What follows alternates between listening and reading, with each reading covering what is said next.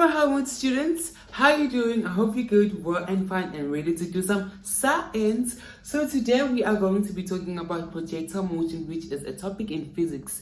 Before we get started into this video, I would like you to please subscribe to my channel, hit that like and hit that share, and please give me a comment about what you think about this video and tell me about what other videos you'd like to see me do. Without any further ado, let us get into this topic. So a whole entire mood.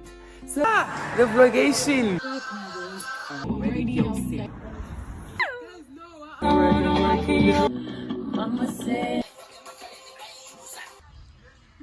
So projectile motion is a very complicated topic, and it can be difficult to understand if you don't know the terms and the concepts. So now in this video we are going to be talking about the concepts and bringing the concepts into a deeper understanding so that we can do questions and sums regarding projectile motion. Okay, so now the first thing that we're going to do is define what a projectile is. As you already see, I already wrote what projectile. Projectile is any object that moves through the air or through space under the influence of gravity. Any object that moves through the air or space under the influence of gravity. So when I am throwing this pen up and down, I am projecting it, and while it is in the air, it becomes a projectile. So now we have projectiles that are launched horizontally and projectiles that are launched at an angle. We are going to be talking about those two kinds of projectiles. So now we are going to start with the projectile that is launched horizontally. Horizontally, okay? So now let us say we have a table over here. This is our table, and then this is our projectile, and then we project it in that direction, and then the projectile moves. So now if there was no gravity and we project the projectile horizontally, the projectile will move like this. It will move in a horizontal direction and not go down. If there was no gravity, it would move at a horizontal direction and not go down. And then another example that we have is we have our table over here, and then we project the projectile, and then if there was no horizontal component, our projectile will move directly down. If we had no horizontal component, our projectile, it will move along the table, and then at the tip of the table it will go directly down if we had no component of the horizontal motion. But then now in most cases when you project an object from a table, so now you have your table over here, and then this is your table, and then this is your object, which is a ball, and then you project, you push the ball. The ball is gonna go like that, and then at the tip of the table your ball will go down like this. In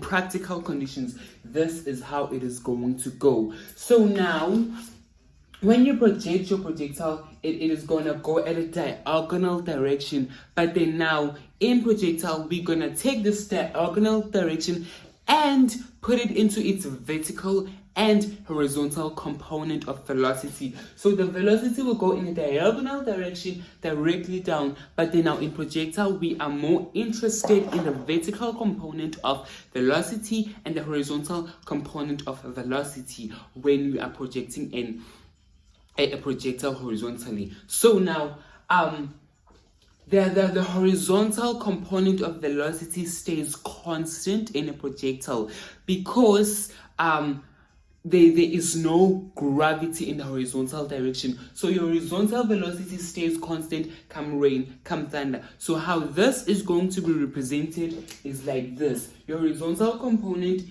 is going to be shown through dots that are equally spaced. They're equally spaced because they have the same velocity during each time interval. During each second, it has the same velocity. The velocity is constant and velocity doesn't change, so it does not have any acceleration. There is no acceleration in the horizontal component. And then in the vertical component, because when it falls down, gravity is pulling it down. The vertical component of velocity is the one that changes. So now you are gonna have your projectile going down, and as you can see, the dots are spaced with different distances. During the first seconds, the distances are small, but then as it falls, the distance becomes bigger. As you can see, the dots are smaller on top, but then the dots at the bottom are much greater distances apart. That is because when a projectile falls, the gravity creates an acceleration because horizontal component of velocity has different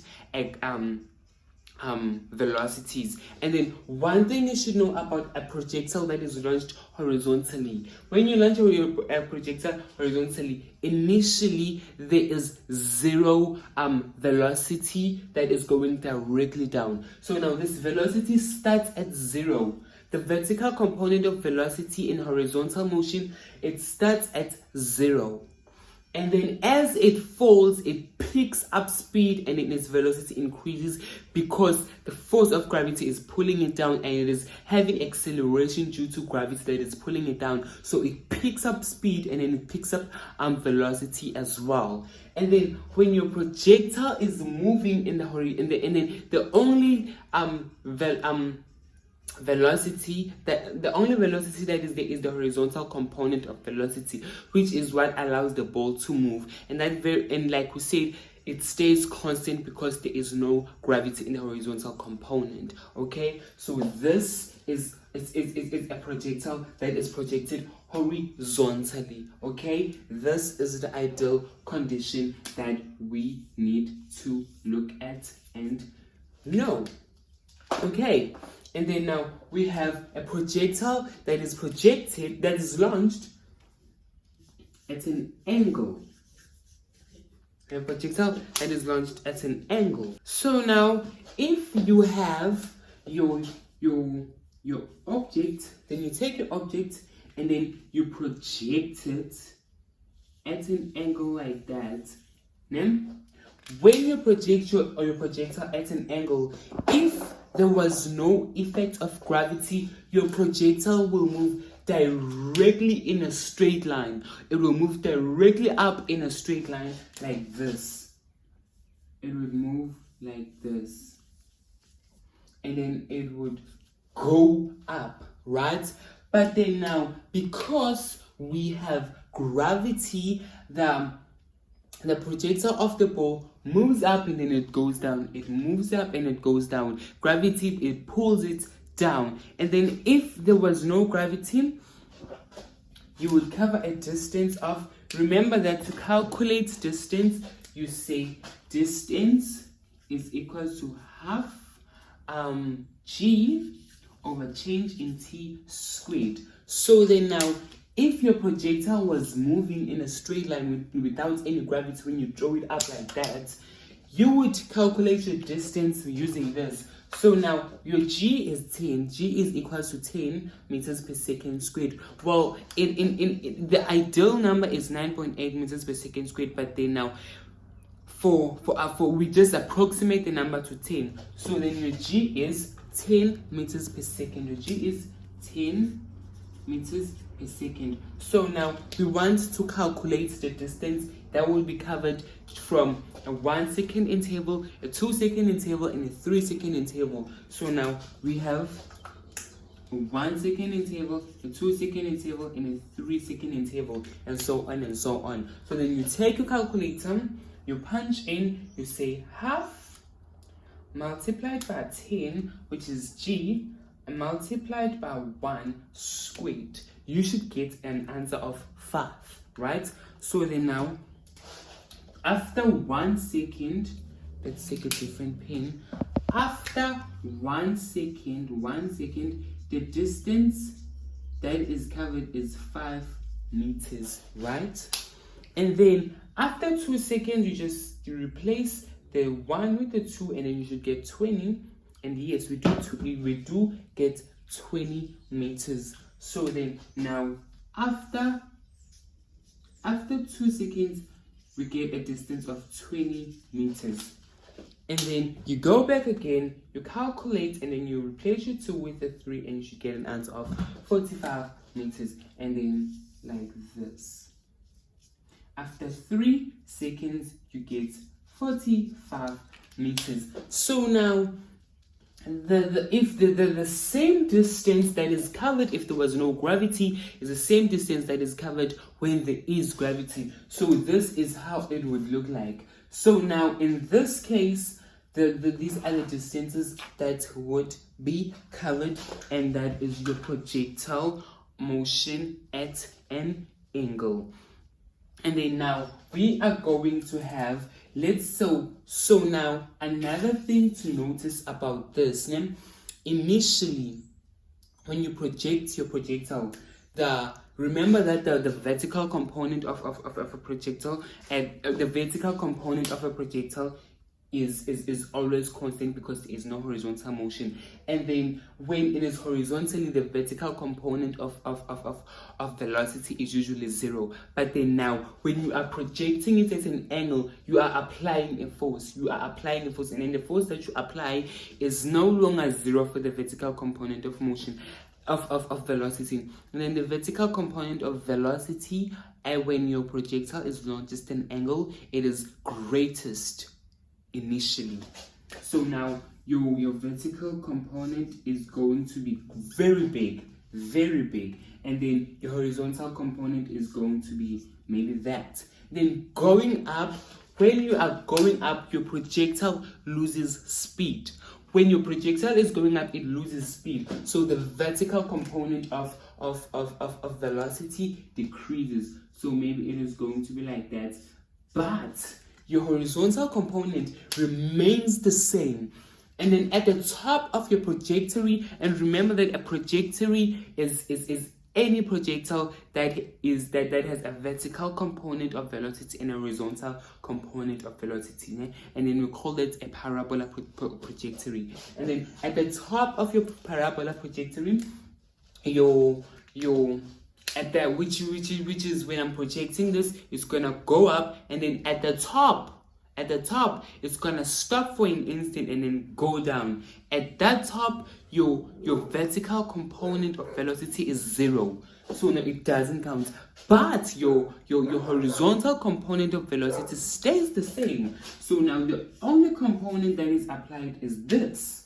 And then now going down, at this point, it's going to pick up its speed at the same rate that it had going up, but then in the opposite direction. So then now your velocity, your vertical component of velocity over here is going to be the same as this one, but in the other direction. But your horizontal component remains the same. And then over here, the vertical component gets bigger, but the horizontal component remains the same. That is what you need to know.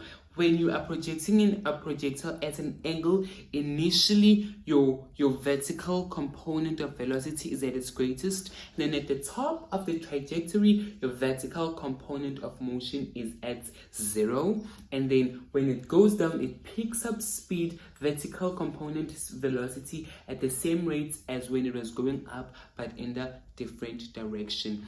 And then your horizontal component of velocity in a horizontal motion, and when your motion is launched at an angle, remains the same. Okay? And then, yeah, that's that. And then let's say you launch this projectile, the very same projectile, at a steeper angle. If you launch it at a steeper angle, it means that you are giving it a greater horizontal vertical component of velocity. So then now it is going to cover a greater height but a smaller range. As you can see, it covers a greater height than this height, than this height, but then it covers a smaller range as compared to this range.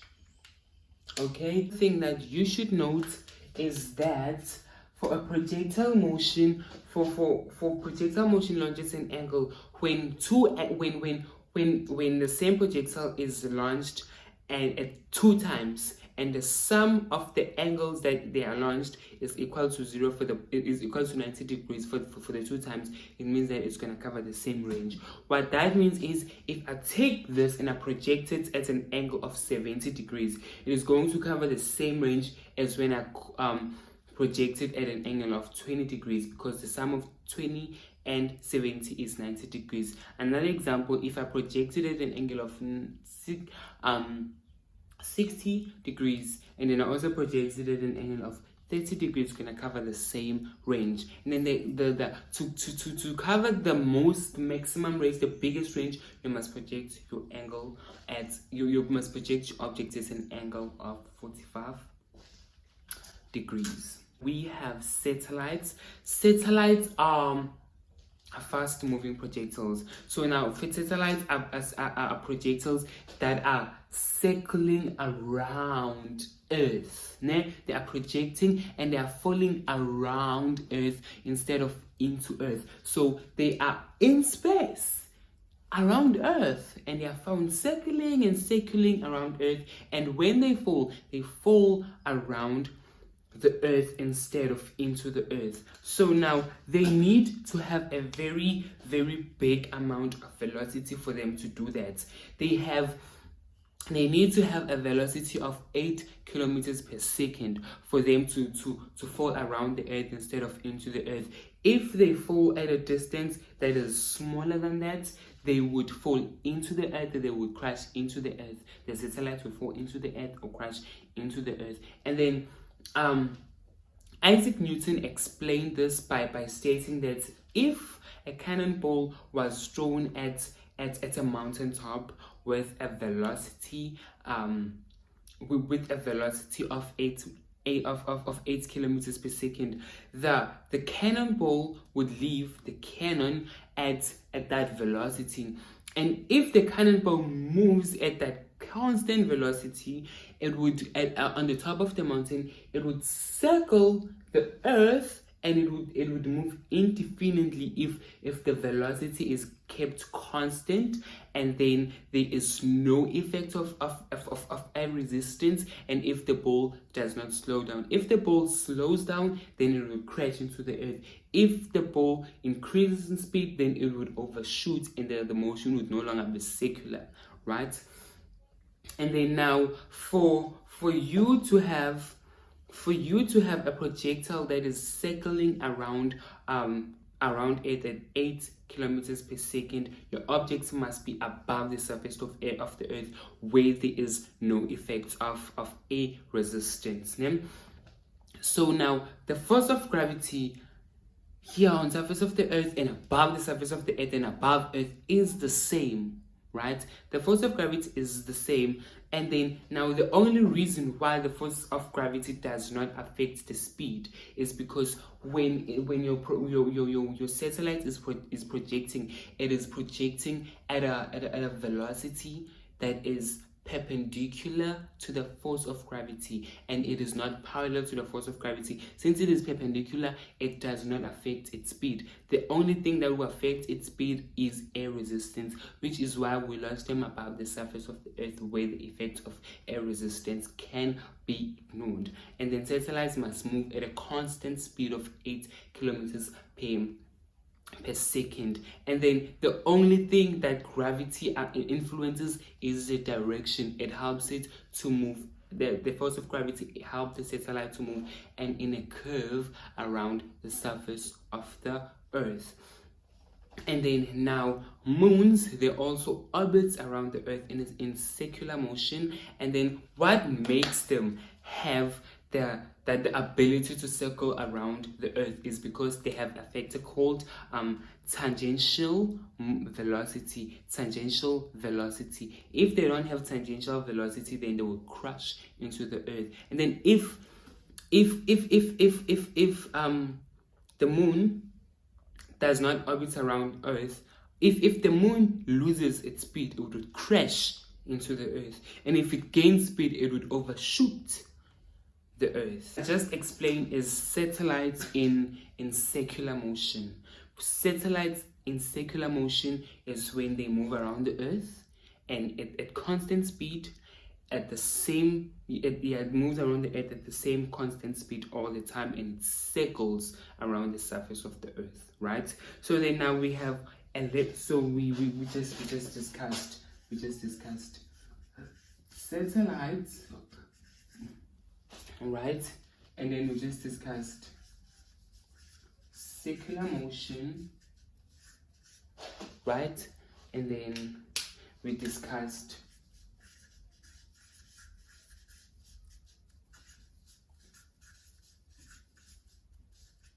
the tangential velocity. And remember, if this is your Earth, then your satellites will move around the Earth at 8 kilometers per second, which gives us the tangential velocity, right? And then now we are gonna get into elliptical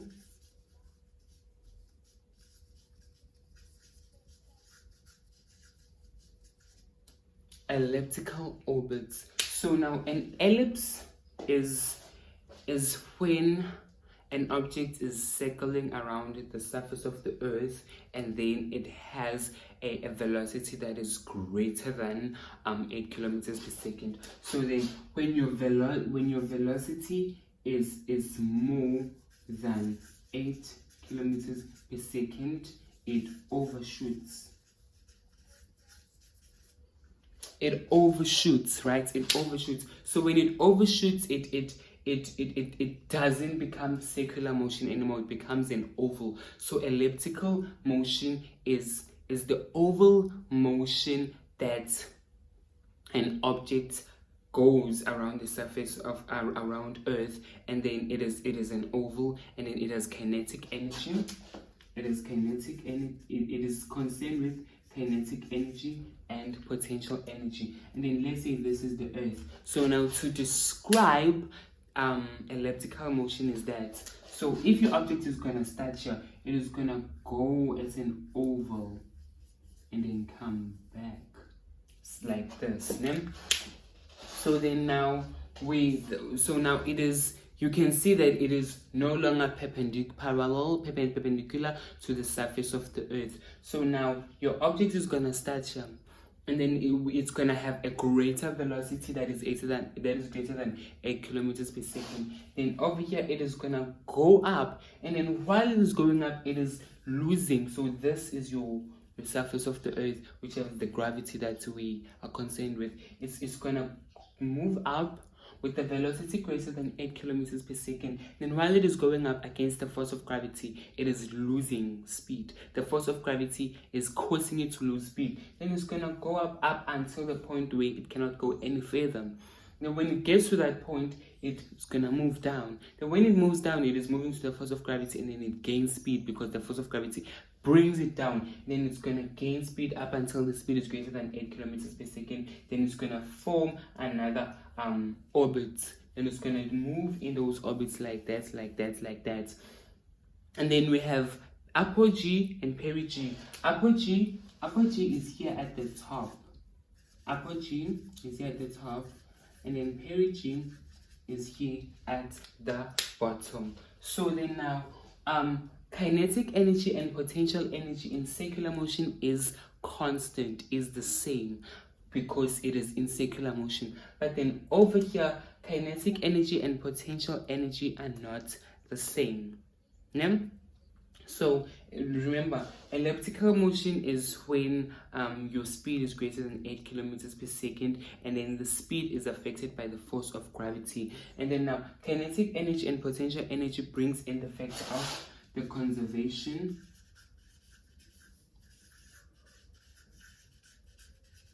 of energy conservation, which means that the total sum of kinetic energy and potential energy remains constant. And then now, since for circular motion, it's going to stay the same throughout the motion of the ball of the projectile. And then when the motion is in elliptical motion, you can see that it is different. Your kinetic energy, which has to do with the motion of an object when it is moving. When it's the kinetic of the object when it is in motion. Then potential energy is the kinetic is the energy of an object due to its position, right?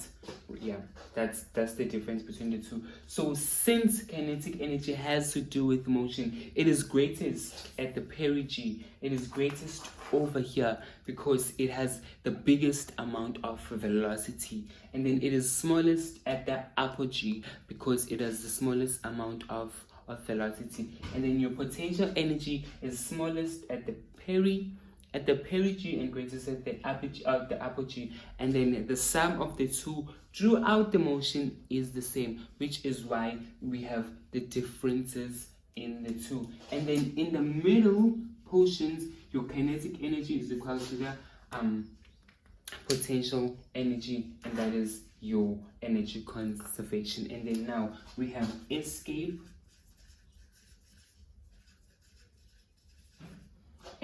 speed, which escape speed is the speed that is required for a projectile to escape the earth, and then that speed is 11.2 kilometers per second. So a projectile must be moving at this speed to escape the surface of the earth, and then to move into the into the into the atmosphere, where a resistance can be ignored. Thank you very much. This covered projectile motion, which can be complicated, but it is very easy if you understand the concepts and the topics behind it. I hope that you have a better understanding of the concepts, and thank you for watching. All the best on your test exams and everything else, and I cannot wait to see you in the next lectural, tutorial, teacheral video. Thank you for watching. I really appreciate it. Yeah.